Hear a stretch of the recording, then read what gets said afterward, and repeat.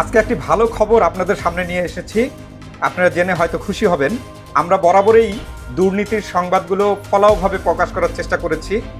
আজকে যেই খবরটি সেটি নিশ্চয়ই আপনাদেরকে ভালো লাগবে, কারণ আমরাও সেটি চেয়েছিলাম যে এই ধরনের একটি দুর্নীতিবাজ অফিসার যেন কোনোভাবেই ঠাকুরগাঁও সদর থানায় না থাকে।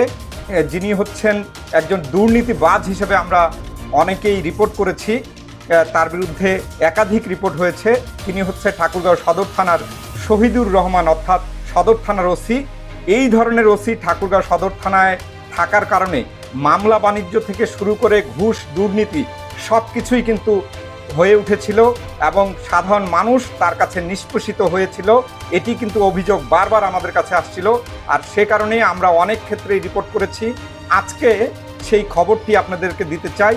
সেই খবরটি দিতে চাই, শহীদুর রহমান অর্থাৎ সদর থানার ওসিকে স্ট্যান্ড রিলিজ করা হয়েছে।